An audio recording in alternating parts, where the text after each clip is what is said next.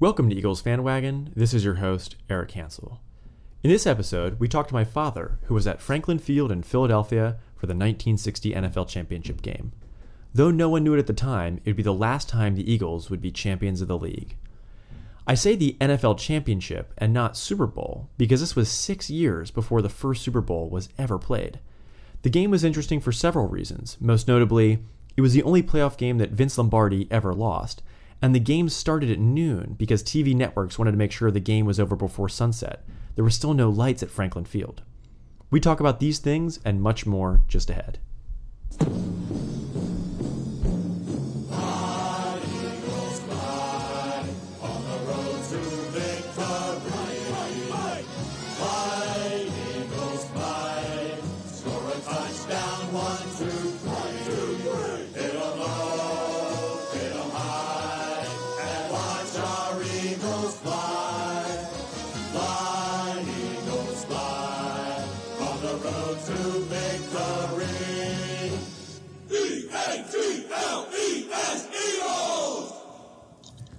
Dad, welcome to the show.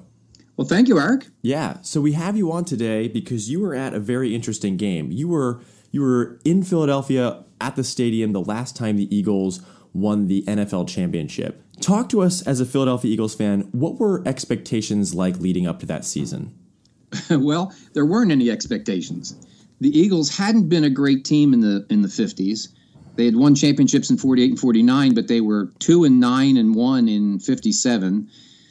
Or 58, and they were 7-5 and 59. So there was no expectations coming in, and there was no expectations generation. There was no talk radio. There were no other channels carrying football on television. The news was only 15 minutes.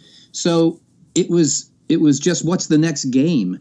And actually, in the beginning of that season, they weren't even sellouts. So there were no high expectations. So then talk to us about what was the Eagles season like during that 1960 season? Were they blowing people out? Were they? Yeah, as I remember it, it was a nail-biting season all year. Even though they went like 10-2, they were always coming back from deficits. They were winning games in the fourth quarter. They were losing at halftime. Every game seemed to be close. And so it had a great deal of drama, you know. So nothing has changed. Yes. Well, the drama continues. Yeah, the drama continues. Yeah. So then one of the interesting things I think about the NFL back in 1960 was that today we have the Super Bowl and we know it's going to be in Santa Clara. And this is, we are, months away from this. But back then, the Super Bowl was not going to happen necessarily in Santa Clara or Houston or Jacksonville or somewhere. You didn't know where it was going to be. So that year, the Super Bowl was in Philadelphia. What was it like in the city in the week leading up to the Super Bowl? Well, remember, it wasn't even the Super Bowl. It was the NFL championship game. Just a little note about those games. I remember the tickets. And each ticket, even in the beginning of the season, during the regular season, would say an NFL championship game.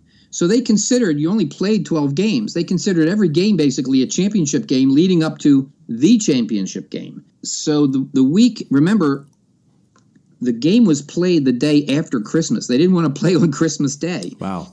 And so it had a couple of effects for that Monday, December 26th. But there was a short period of time between the end of the season and the actual championship game, and there was no build-up to it. It was just, here comes the game, There was nothing like today where you have constant media attention and interviews and all that business. It was nothing like that. Right. So you brought up an interesting point earlier, which is you remember the tickets. So then this has to be an interesting story into itself. How exactly did you get the tickets? My dad was friends with the family who ran the ticket booth there, and they ran other tickets in the city, and he knew the family. And what he would do is he would call them in the morning and go down and get tickets. So I went as far back as I can remember, even from 56. So I was 8 at the time, and we went to every game. It was so small time that sometimes we would walk from that ticket booth to our seats through the end zone of the field where the players were warming up. But that wasn't unusual because if you look at NFL games, when the NFL channel shows their history shows, you see fans all over the place, plainclothes people standing over there with the players. It was that kind of atmosphere. So he called them and woke me up at about 8:30 and said, "Come on, we're going to the game." And that's what we did. And then, so you go to the game. I imagine there's some sort of, anticipation in the city at the stadium. What players were you excited to see? Well, let me just set up a scene outside the stadium. So we get Sure. the tickets, and they still haven't opened it up. And the reason they haven't opened it up is because the game is going to begin at 12, and the day before was Christmas. So there was no preparations done prior to the game. Remember, they didn't have all of this time, and the day before has been this big holiday, right? So we got the tickets, and we were standing outside. It's really on the Penn campus. It's Smith Walk is on the other side, basically, from Franklin Field. And when we were standing there, Dad was talking to a friend, and right at the bottom of the steps from Smith Walk, and down comes a man who kind of walks in between us, so we just back up. And that was Tommy McDonald, one of the star receivers for the Eagles, wow, who was just going to the game. There was no team bus. There was no mobbing him for autographs. He went by. My dad said, "Oh, that was Tommy McDonald," and we continued with the conversation. So that's kind of like the atmosphere about what the players were and what the relationship was. But I remember a lot of the Eagles from that date. First of all, it's something that you never forget and you relive all the time. But I can name a lot of the players because typically there were no substitutions during a series. So the defense was 11 people you got to know very well, and the offense was 11 people you got to know very well. There were no specialists who played only on 3rd and 19, So some of the players that I remember that some fans might not remember was Billy Ray Barnes. He was a fullback, but he was no bigger than a tailback today. The announcer always used to like to say his name, Billy Ray Barnes, for 2 yards. And I swear that's all he ever got was 2 yards, but he pounded the ball. Pete Retzlaff, who was a tight end, he was like an ex-Marine, noted for being a tough guy. Ted Dean, who was a halfback, and I think he was a rookie that season. And in my opinion, I think he was one of the heroes of the game. Tommy McDonald, of course, had played for Oklahoma when they went undefeated, for 57 games or something. And he was number 25. And his style was he could go across the center and get belted by whoever. And he popped up like a jack-in-the-box. And so the fans loved him because he was just like a rubber ball. And then, of course, the quarterback was Norm Van Brocklin, who they had gotten from the Rams a couple of years earlier. And Norm Van Brocklin was really an underrated – he was a great quarterback. And I think that one of the reasons that they beat Vince Lombardi and the Green Bay Packers was that Lombardi had great will and determination. But in this game, Van Brocklin had a stronger will and was more determined. And that's how the Eagles played during the season. I mean, some of the games they played, he simply made them win the game, So that's the offensive side. On the defensive side, Don Burrows, Gummy Carr, who returned a fumble for a touchdown in the Giants game when Gifford got hit. Maxie Baughan. Tom Brookshire was number 40. He was a defensive back. And why it's notable that he played is he was one of the first guys to move to the announcer's booth. And he was interesting. He was a team with, before John Madden, he was the team with Pat Summerall doing NFL games. So Brookshire and Summerall did games for a long time. Sure, I'm sure back then you didn't even have ex-players to announce the game. Oh, no, he was like one of the first color guys, and actually one of the first Philadelphians. Now you have John Ritchie and Brian Dawkins and Jaws and a bunch of Philadelphia players. He was the first one. And then, of course, there was Chuck Bednarik. Now, Chuck Bednarik played offense also. He was the center on offense. And a lot of people know his name from the Bednarik Award. And some people know that he played 60 minutes or played on offense and defense. But a lot of people don't know two other things about him. Number one, he also kicked off. Wow. Take that, Dion. Yeah. Right? And number two, when he did this, he was 35 years old. Wow. I don't think the NFL would sign a 35-year-old middle linebacker today. No, not at all. Not for and he was 35 when he did this. On the NFL Network they say, "Oh, this guy, we don't know about him. He's 30 now." Right. People say running backs drop off after 28. And he played center, middle linebacker, kicked off, and was 35 years old. Wow. And by the way, the way I remember him is because he made a lot of critical plays. He actually made more plays than he's famous for. He made a lot of plays that you had to be there to see, and he always jumped. He wasn't famous for it, but you always knew something had happened well because he jumped. If there was a fumble or something, it was just like one of his natural responses. So that was Bednarik, and that was the Iron 11. Tell us what you remember about the game itself. Were there special plays that you remember? Anything that stands out to you during those 60 minutes, or I guess 3 hours as it is? Well, when you remember them, you don't remember the game continuously. You just remember moments. So let me tell you first where I was sitting.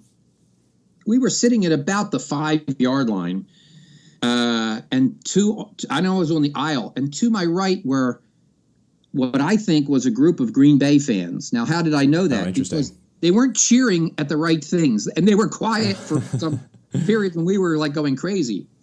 But why did it take me to like figure it out? Is because people didn't wear jerseys and cheese wedges on their head and paint their face.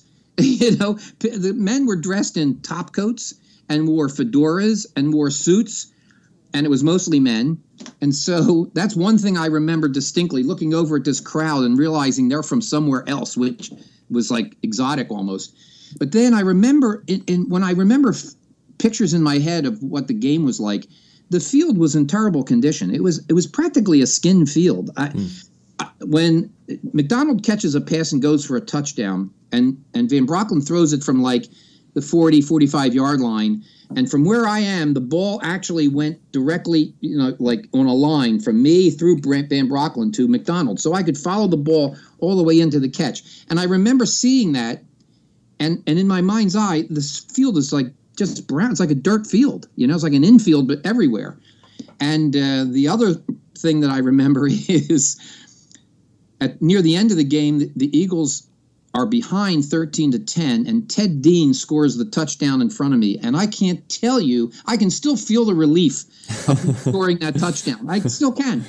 And then Green Bay, it was like not right away, but there might have been a change of possession. But then Green Bay goes on a drive very late in the fourth quarter, and oh my God, they're going to score. And then Bednarik tackles Jim Taylor, who was their big fullback from LSU, and basically lands on him. And he had done it on the play before on another, but he lands on him and doesn't get up for the last 5 seconds. The referees can't undo the pile, and the game is over, and Bednarik jumps up in the air. Wow. And that's how I knew that. I didn't know what had happened because it was a big scrum and you couldn't see, and was there a fumble or what happened? And then when you see Bednarik jump, you know you won the game. Right.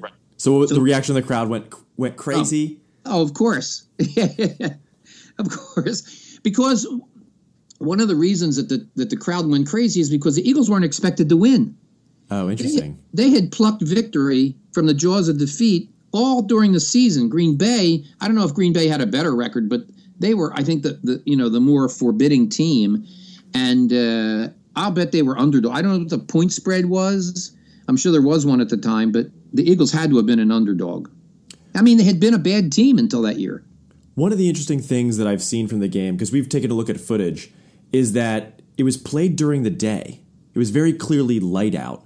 So were championship games back then played at noon on purpose, or were there not lights installed yet?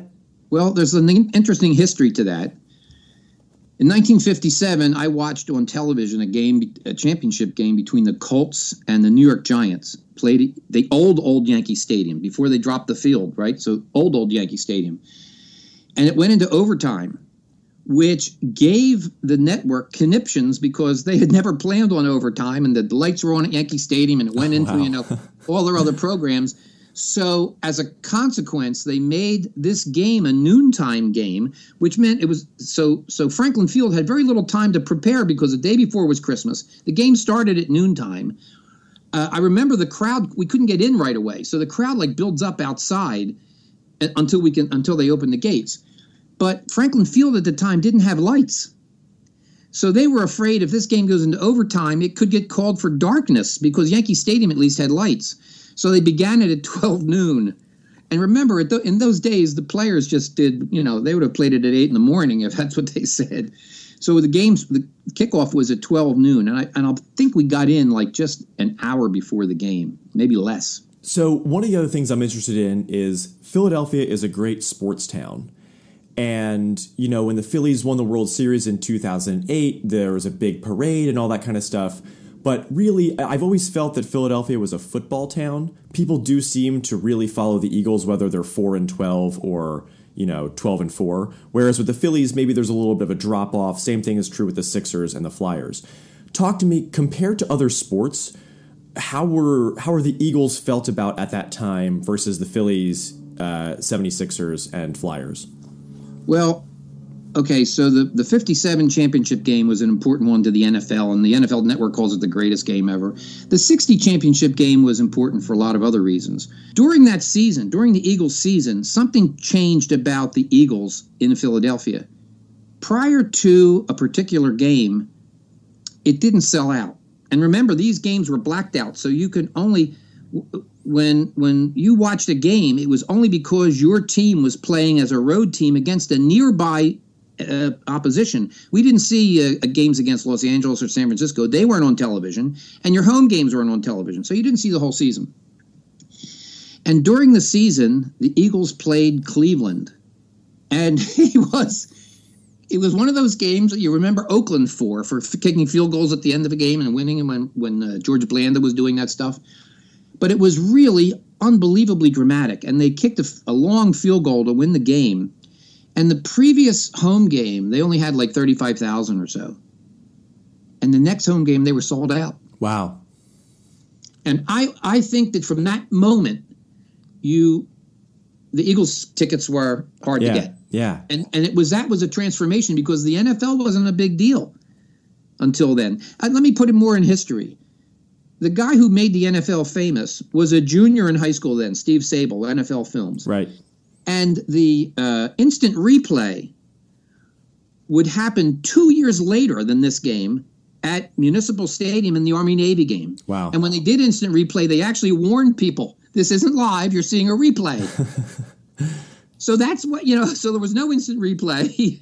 The NFL hadn't become famous from the NFL Films thing. Right. It was that kind of environment, but the Eagles season actually turned middle of the season when they won that incredible game against Cleveland, which was a formidable team. I mean, they had a powerhouse team. And Philadelphia won that game on the road at the last second, all the drama you can build. And then from then on out, Eagles were sellouts. Wow. So then I'm curious, the Eagles, they win the game. We know what the Eagles mean to the city of Philadelphia.